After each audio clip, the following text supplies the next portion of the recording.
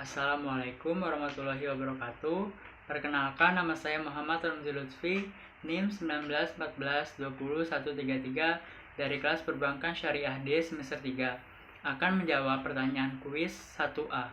Pertanyaan yang pertama, jelaskan perbedaan bank syariah dan bank konvensional. Perbedaan yang pertama, bank syariah menggunakan syariat Islam yang berdasar atas Al-Quran dan Hadis yang mana sudah difatwakan oleh Majelis Ulama Indonesia. Sedangkan bank konvensional menggunakan hukum positif yang telah berlaku dan diakui di Indonesia. Yang kedua, bank syariah hanya menerima pengajuan pinjaman hanya dari jenis usaha yang halal. Sedangkan bank konvensional menerima pengajuan pinjaman dari segala jenis usaha. Yang ketiga, bank syariah berorientasi untuk memperoleh keuntungan serta mendapatkan kebahagiaan di dunia dan di akhirat. Sedangkan bank konvensional hanya berorientasi untuk memperoleh keuntungan semata. Yang keempat, keuntungan yang diperoleh dari bank syariah melalui sistem bagi hasil.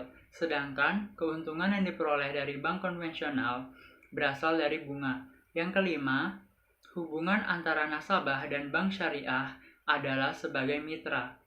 Sedangkan hubungan antara nasabah dan bank konvensional adalah sebagai kreditur dan debitur. Yang keenam, setiap transaksi yang dilakukan oleh bank syariah akan diawasi oleh Dewan Pengawas, yaitu ahli ekonomi atau ulama yang telah memahami mengenai fikih muamalah. Sedangkan transaksi yang dilakukan oleh bank konvensional tidak diawasi oleh Dewan Pengawas kecuali hukum positif. Pertanyaan yang kedua yaitu, salah satu hambatan dalam perkembangan bank dan lembaga keuangan syariah adalah sumber daya manusia yang tidak memadai. Maka berikan pendapat Anda mengenai cara mengatasi hambatan tersebut.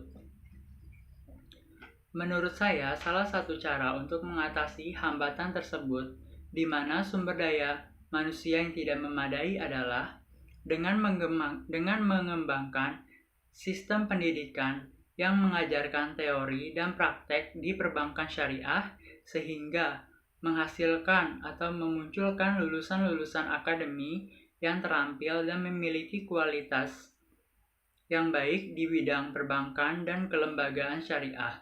Dengan itu bisa menambah sumber daya manusia yang bisa berperan penting dalam perkembangan bank syariah yang ada di Indonesia ini.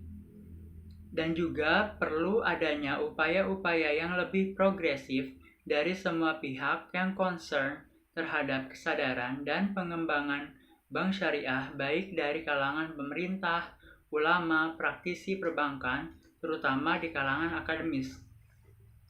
Mungkin cukup sekian yang dapat saya sampaikan, kurang lebihnya mohon maaf. Wassalamualaikum warahmatullahi wabarakatuh.